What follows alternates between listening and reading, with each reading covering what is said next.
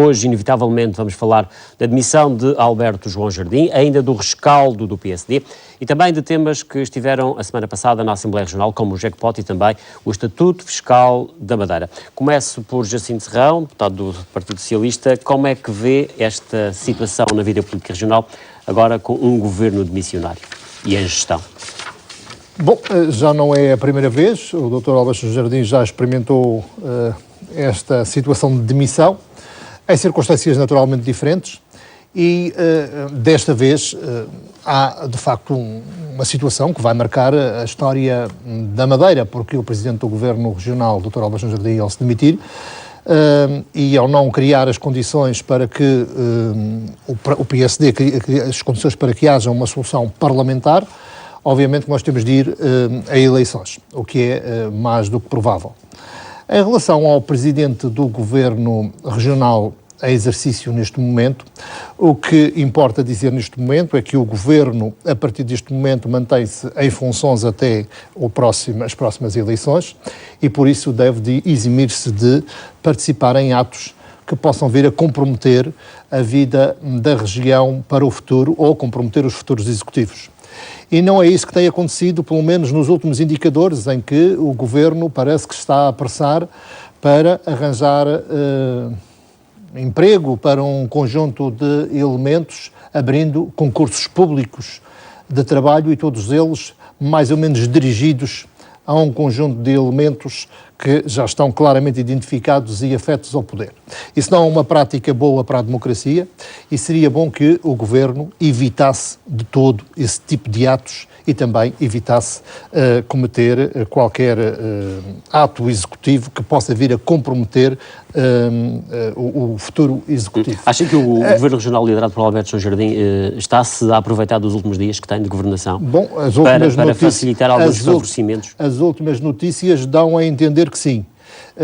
É evidente que isso a acontecer é mau para a democracia e é ilegal, porque, e por isso mesmo, acho que o Governo deve de assumir as suas responsabilidades. São pessoas com responsabilidade e com experiência política e não deveriam estar a cometer esse tipo de atitudes. Mas o Jacinto Serrão refere-se a atos que terão sido já sim, o Conselho do Governo que e tomados recentemente, mas recordo que o Governo só entrou em gestão a partir desta segunda-feira. Sim, entra em gestão, mas o que é facto é que o Governo já sabia que ia entrar em gestão uma semana depois, por isso acho que esse tipo de atos não abona a nada em prol da democracia, ou seja, é repetir um conjunto de atos que aconteceram ao longo desta governação, em que a administração pública servia muito para satisfazer os interesses de uma certa clientela partidária do poder e isso prejudicou fortemente a estrutura da administração pública, como todos nós sabemos, e as contas da região.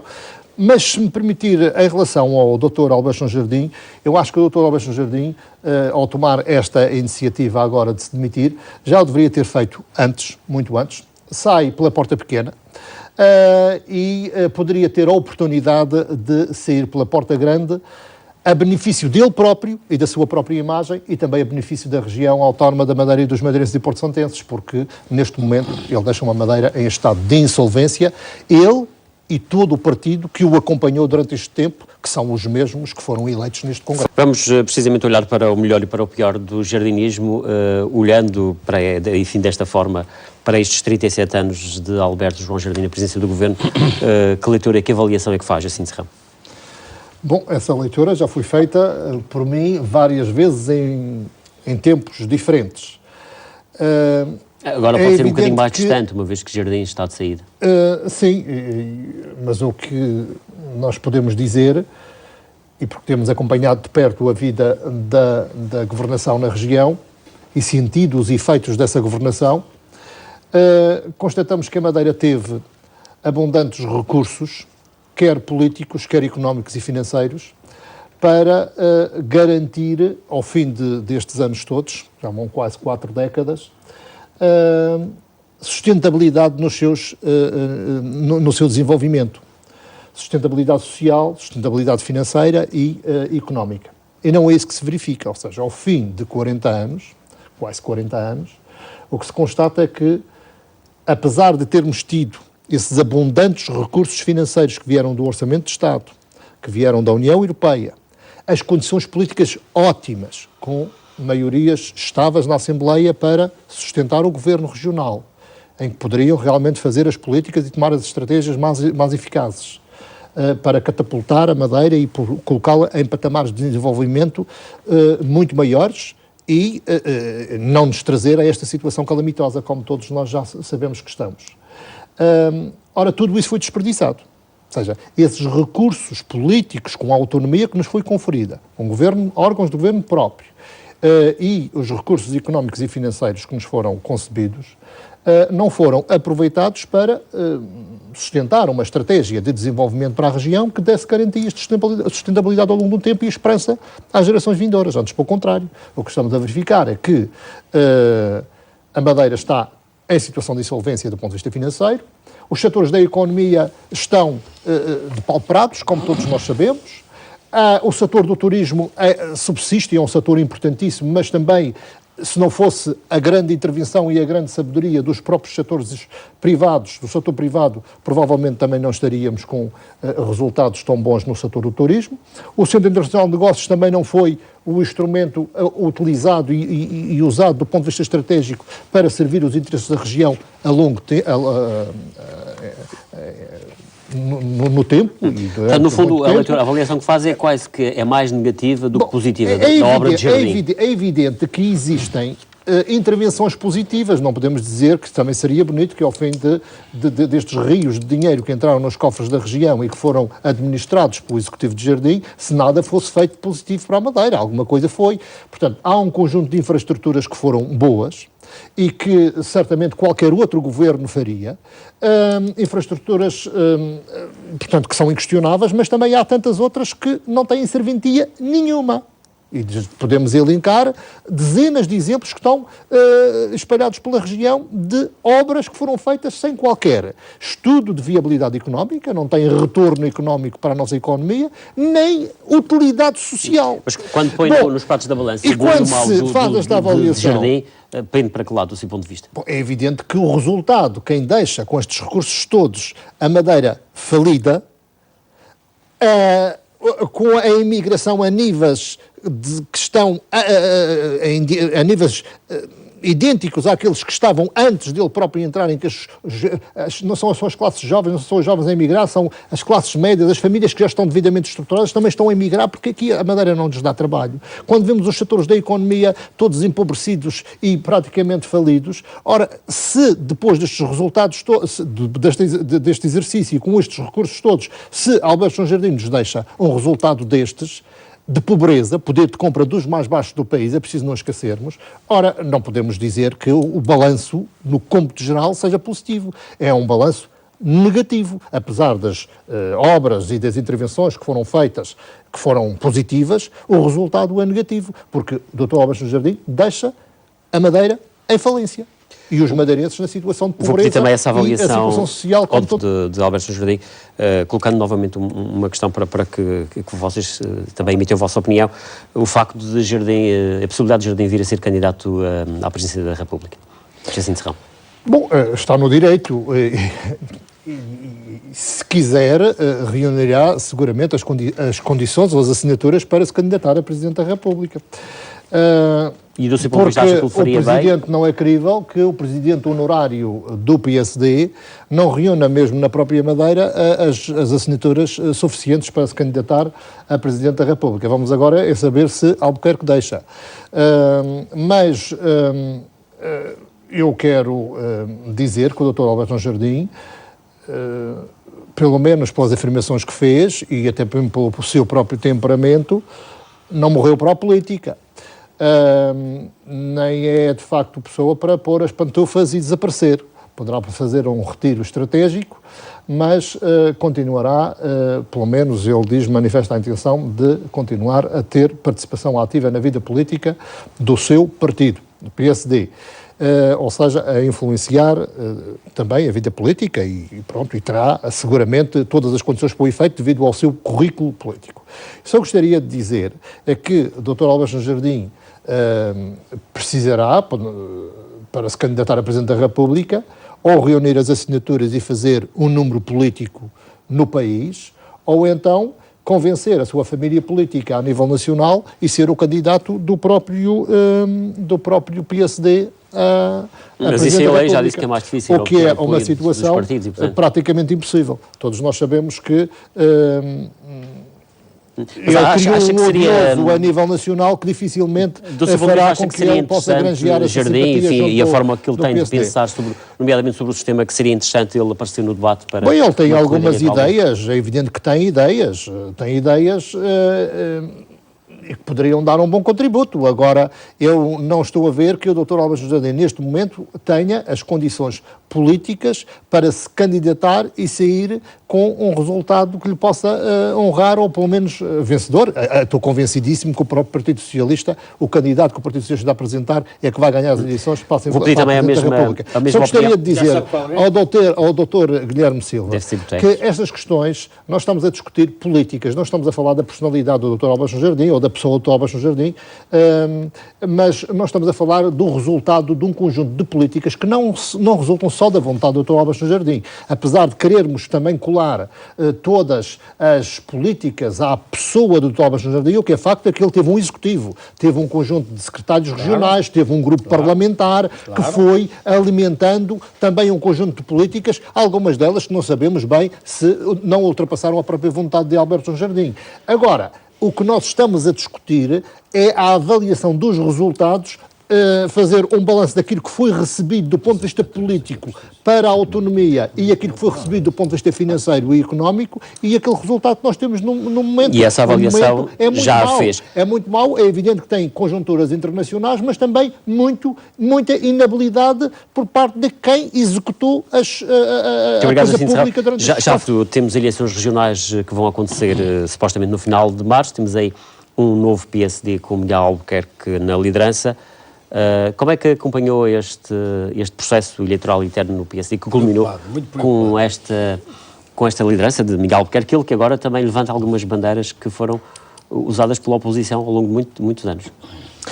Bom, em primeiro lugar, gostaria de dizer que a campanha para esta nova liderança no PSD demonstrou claramente aquilo que é o próprio PSD, as fragilidades do PSD. Demonstrou um conjunto de fragilidades dos diversos candidatos e as de Miguel Albuquerque estão bem à vista e foram expostas pelos próprios candidatos à liderança do PSD, que agora integram todos eles os órgãos diretivos, ou os órgãos não diretivos e executivos, não sei quais são. Os órgãos partidários. Os órgãos partidários do PSD com a liderança de Miguel Albuquerque.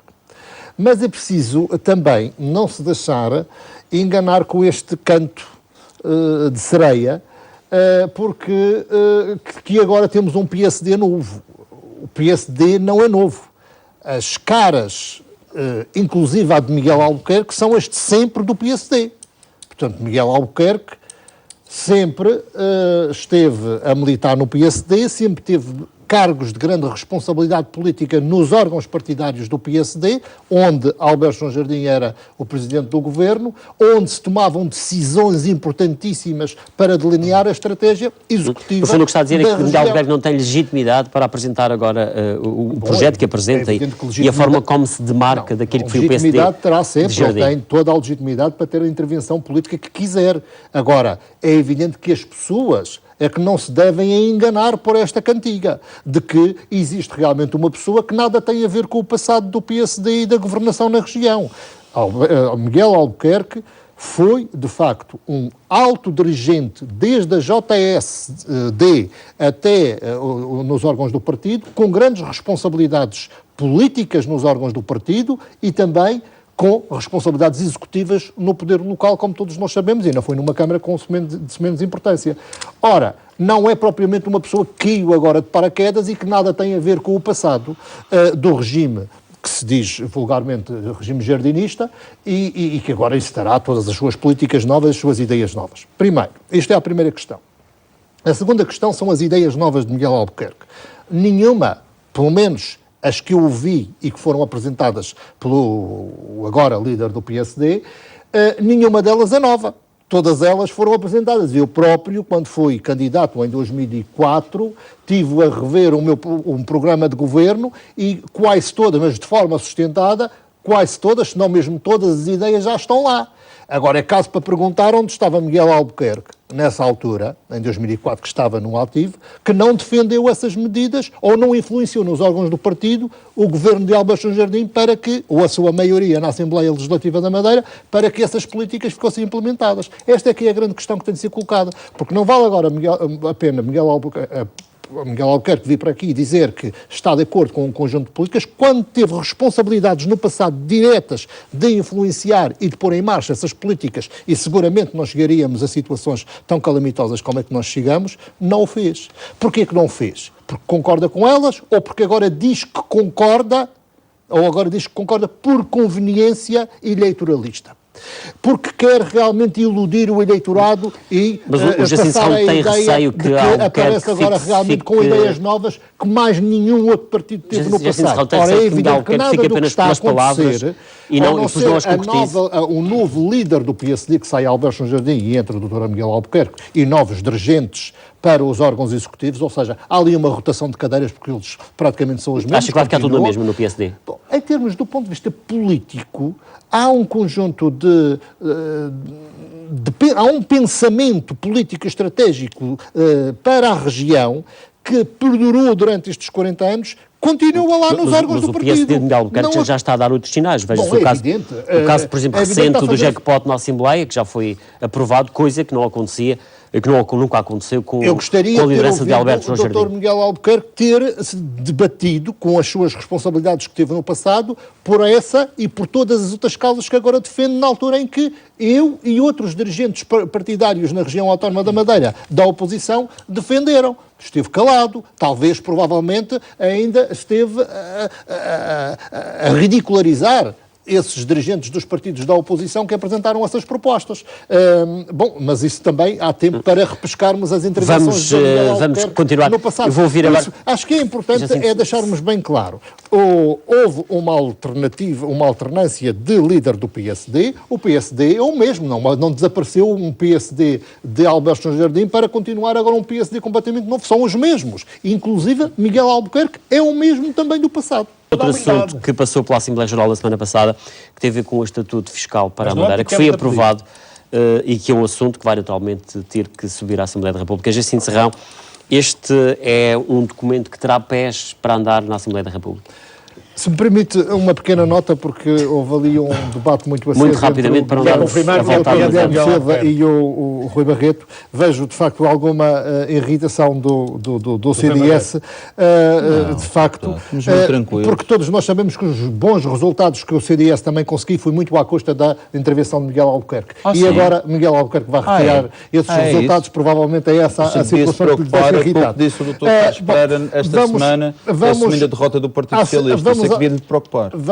Isso não é verdade. Pois, mas assumi. Vamos à questão do Estatuto Fiscal. Bom, o Partido Socialista é pela autonomia fiscal e pelas condições políticas na região autónoma da Madeira, e de preferência de forma o mais concertada com as duas regiões autónomas, a Madeira e os Açores, porque são assim que se conseguem bons estatutos fiscais, porque precisamos da colaboração do Estado, do Governo da República, ou da Assembleia da República, para poder aprovar estas condições políticas. Mas o que eu estava a dizer é que estas iniciativas desta natureza necessitam de estudos, de uma maior maturação para verificar o deve e o haver deste tipo de propostas e quais são as consequências que elas possam vir a ter. Portanto, no futuro imediato ou a longo prazo. Vê muitas dificuldades em um documento destes passar na Assembleia da República. Eu vejo algumas República. dificuldades porque, para já, o Governo da República não vai compreender muito bem a situação do CIMA, que nós estamos neste momento a nos debater que haja a aprovação do 4º regime do Centro Nacional de Negócios, mas ao mesmo tempo já está lá uma outra proposta que já vai redefinir totalmente essa ideia ideia e essa defesa do Centro Internacional de Negócios tal como ele está estruturado. Depois, existem algumas outras questões, mais de pormenor, e certamente daria para um programa estarmos a debater todas elas, que têm as questões da diminuição do IRS e do IVA. Isso já está na própria Lei de Finanças, a retomar exatamente aquilo que está estipulado na Lei de Finanças e que foi anulado pelo plano de resgate. Outra questão, que é a fixação do IRC em 12,5%, se não estou em erro, 12 ou 13%, é uma questão fixar num valor, portanto também acho que é um erro do ponto de vista estratégico, porque não se sabe qual será a evolução económica e financeira do país, que pode levar o próprio país a baixar os níveis de IRS até abaixo destes valores, e se nós estivermos com um valor fixo, podemos estar reféns de um valor fixo que pode ser desvantajoso em relação ao próprio continente. Portanto, há aqui uma proposta que foi feita um pouco à pressa para fruto da campanha interna, que precisava ser melhor estudada, pensada e refletida, e reunir o consenso do maior número de forças políticas, porque já sabemos que estas iniciativas, para terem êxito, precisam de aprovação a nível nacional. E esse trabalho não foi feito, por isso acho que não terá muito êxito esta iniciativa. Dr. Guilherme Silva, concordo